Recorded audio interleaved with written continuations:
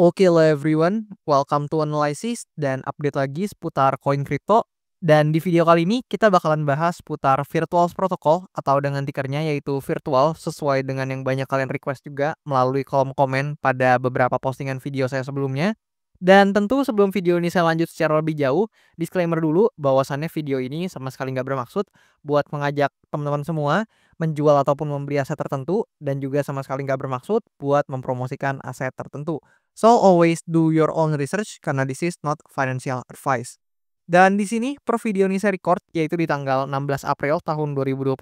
Kalian bisa lihat sendiri Virtual Protocol atau dengan tikernya yaitu virtual ini menempati posisi ke 121 berdasarkan market cap atau kapitalisasi pasarnya dan harganya ada di sekitaran 0,55 US dollar per koinnya teman-teman. Dan ini sangat mungkin berubah ya, baik harganya maupun ranking market cap-nya di kemudian hari, baik itu naik maupun turun. Dan di sini kalau kita coba lihat dari segi chartnya, mungkin saya nggak bakal bahas, secara keseluruhan chart karena buat price action yang sebelum happening saat ini atau sebelum price action-nya sampai di titik sekarang, saya udah pernah bahas dan update seputar virtual protocol ini. So buat teman-teman yang penasaran sekaligus mau tahu juga nih virtual protocol ini tuh project-nya apa dan lain-lain, kalian boleh mampir ke video pembahasan virtual protocol saya yang sebelum-sebelumnya. Dan setelah itu kalian boleh banget buat mampir lagi ke video yang sekarang ini. Dan di sini ya, seperti yang kalian bisa lihat, buat virtual protocol ini sekarang memang, sudah terkoreksi cukup signifikan, yang mana kalau kita coba lihat nih mungkin dari, atas ya, mungkin kita ukur sedikit dari topnya, lebih kurang dari sini kita turunin ke bawah, ya lebih kurang udah minus 80%, deket-deket 90% lah teman-teman, lebih kurang seperti itu.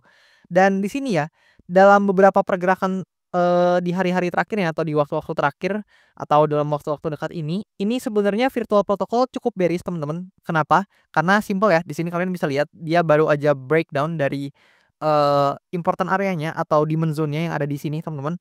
Yang mana kalau di sini nih ya, nah di sini, ini adalah demand zone di mana sebelumnya di sini virtual protocol atau lebih tepatnya setelah dia pumping dengan cukup signifikan nih di bagian sini. Nah kalian bisa lihat dia pumping cukup signifikan dan setelah dia pumping ini belum pernah nih kita bermain di bawah demand area ini dan ya ternyata kalian bisa lihat sendiri, ada breakdown yang terjadi nih di kisaran area ini gitu. Dan, ini juga langsung mengonsolidasi ya atau memberikan kita konfirmasi bahwasannya memang secara tren atau secara, selling pressure-nya juga masih cukup signifikan tinggi gitu teman-teman. Dan secara tren tentu ini masih sangat bearish buat virtual protocol. Dan setelah dia breakdown dari area ini tentu kalian bisa lihat dia langsung, turun lagi ya ke level yang lebih di bawah gitu dan dia langsung hit di demand areanya yang ada di range kisaran sini.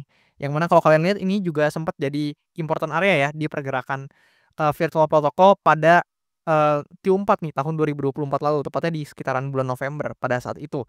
Dan di sini kalau kita lihat setelah dia hit ya di demand area ini ternyata kita dapat konfirmasi yang cukup oke teman-teman, kita dapat pullback yang lumayan, yang mana dari bawah sini naik itu ya lebih kurang 40%-an, lumayan banget. Dan sekarang dia sedang coba untuk testing kembali ke resistance-nya teman-teman. Namun di sini seperti biasa, saya bakalan kasih beberapa probability yang, saya lihat atau menurut pendapat saya seputar virtual ini. Namun tentunya teman-teman jangan telan mentah-mentah, karena saya juga bisa salah teman-teman, dan maka dari itu kalian harus banget due diligence dan do your own research, karena kalian harus banget riset mandiri ya. Di mana di sini kalau kalian lihat, ada potensi untuk, probability pertama di mana virtual protocol ini cuman testing aja. Karena seperti yang sering saya bilang ya, bahwasannya suatu aset biasanya ketika dia breakdown terutama mungkin altcoin ini banyak banget terjadi untuk, pergerakan-pergerakan seperti ini. Di mana setelah dia turun atau breakdown dari suatu important area, dia bakalan testing dulu nih ke area resistance sebelumnya yang mana, sebelumnya adalah area support ya dan berubah atau become resistance. Dan setelahnya baru dia melanjutkan penurunan lanjutan gitu teman-teman. So ada potensi terjadi seperti ini teman-teman dan konfirmasinya sebenarnya, yang pertama ini sudah cukup terpenuhi ya, namun mungkin belum terlalu valid di mana kita udah dapat rejection nih, lebih tepatnya di sini. Nah, kalau kalian lihat kita udah mulai dapat rejection yang cukup signifikan juga dan I think ya kalau misalkan ternyata, virtual protocol ini dapat rejection lanjutan dan kita mendapat selling pressure tambahan untuk mendorong harga lebih ke bawah, maka I think ada potensi buat virtual protocol testing lagi di kisaran range demand area di sini teman-teman. Dan kalau misalkan ternyata demand area ini di breakdown, maka ya kemungkinan tadi atau probability yang tadi saya ucapkan untuk probabilitas pertama di mana dia ada potensi bergerak lebih kurang seperti ini, itu akan valid terjadi, teman-teman. Lebih kurang seperti itu. Namun di sini sebaliknya juga kita harus lihat dari, potensi atau probability lain, di mana selama buat demand zone ini belum di-breakdown atau demand area ini masih kokoh untuk menahan pergerakan harga dari virtual, maka bisa aja terjadi, teman-teman. Misalkan let's say dia dapat, rejection juga nih di sini, tapi dia tertahan di demand area ini dan malah jadinya mungkin bisa aja mungkin beberapa teman-teman ada yang menganggap skenarionya seperti double bottom dan lain-lain, itu juga bisa jadi, teman-teman.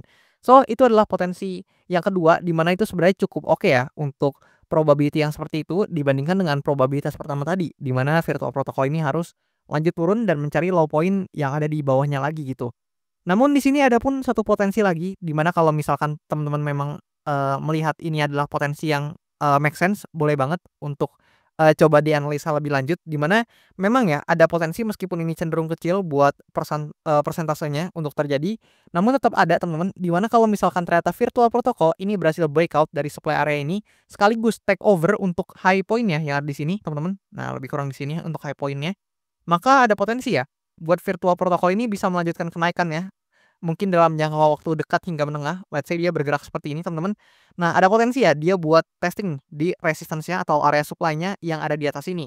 Karena ketika dia breakout dari area supply ini, maka dia akan mengubahnya menjadi demand area kembali dan ada potensi ya untuk secara perlahan mungkin nggak impulsif itu, tapi secara perlahan ada potensi buat dia coba testing lagi nih ke area resistance-nya yang ada di atasnya gitu, teman-teman, lebih kurang.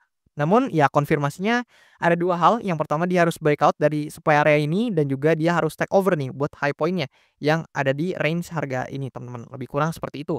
Dan ya, itu adalah beberapa probability yang saya lihat mungkin dari virtual protocol ini, tapi teman-teman juga harus realistis ya bahwasannya mungkin ya, kalau secara persentase, I think kemungkinan pertama dan kedua itu punya persentase yang lebih besar daripada kemungkinan ketiga, mengingat secara momentum juga ini penurunan dari virtual protocol cukup signifikan dan selling pressure-nya masih cukup tinggi.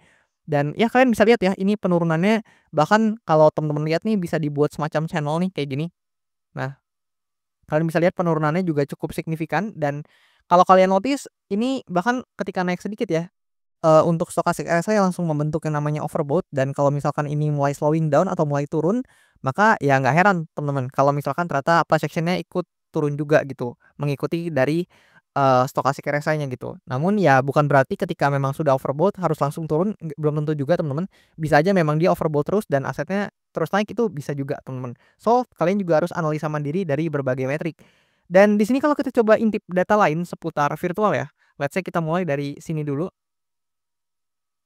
Nah, kalau kita lihat dari token terminal, teman-teman, kalian tuh bisa lihat buat beberapa metrik data seputar virtual, di mana ini agak jelek ya sebenarnya metrik-metrik data virtual seperti fees-nya. Kalian bisa lihat untuk fee dia terus turun, teman-teman, atau terus melandai. Kemudian token trading volume juga tidak dalam tren yang cukup oke, di mana trennya cenderung turun buat token trading volume juga dan berbagai metrik lainnya juga sepertinya tidak menunjukkan indikasi yang cukup positif. Dan di sini kalau kita coba lihat dari CoinGlass juga untuk volume dan open interest cenderung negatif ya, teman-teman, dalam beberapa waktu terakhir.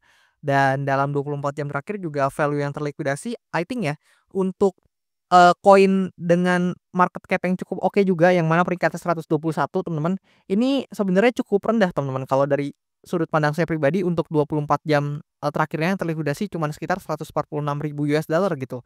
Dan ya, I think, ini secara data derivatif juga tidak menunjukkan data yang cukup oke untuk virtual dan kalau misalkan kita coba lihat di sini, nah kalian bisa lihat berbagai visi yang nge-back dari venture capital ini juga banyak banget yang ternyata, lagi floating minus, teman-teman. Jadi kalau mungkin teman-teman yang lagi nyangkut di virtual, itu nggak cuman kalian, banyak banget juga visi-visi yang memang ternyata kena, floating ya atau lagi floating loss atau kena drawdown dari, investasinya terhadap virtual protocol ini. Dan di sini kalau kita lihat dari segi analitiknya juga, ya kalian bisa lihat mungkin di bulan April ini, masih minus 4,41%, ya paling nggak senegatif koin-koin lainnya atau altcoin-altcoin lainnya yang mungkin minusnya ada 20%, 30% dan lain-lain. Virtual protocol ini masih minus 4%-an di bulan April ini. So, mari kita lihat mungkin, di bigger picture-nya paling nggak di Q2-nya dulu, apakah di kuartal 2 ini, eee, untuk virtual protocol ya masih bisa perform atau justru bakalan sama nih sama kuartal 1 sebelumnya yang mana minusnya sangat signifikan yaitu minus 85,3% gitu. Dan coba satu lagi, teman-teman, gimana pendapat kalian seputar virtual protocol ini dan coba nih boleh absen siapa aja teman-teman yang mungkin punya barangnya atau quote on quote holder-nya virtual nih, boleh banget komen di kolom komentar di bawah dan coba sharing nih kalian, mungkin belinya di harga berapa dan lain-lain gitu. Karena ya jujur saya penasaran ya dan ini cuman buat teman-teman yang berkenan aja gitu. Dan ya lebih kurang seperti itu. Thank you banget nih buat teman-teman semua yang udah nonton video ini sampai habis dan, buat kalian juga yang mau request analisa koin boleh banget tinggal request aja di kolom komen di bawah. Dan nanti kalau misalkan banyak yang tertarik bakalan saya usahakan buat update dan bahas cepatnya. Dan lebih kurang seperti itu, thank you dan sampai jumpa di video-video selanjutnya.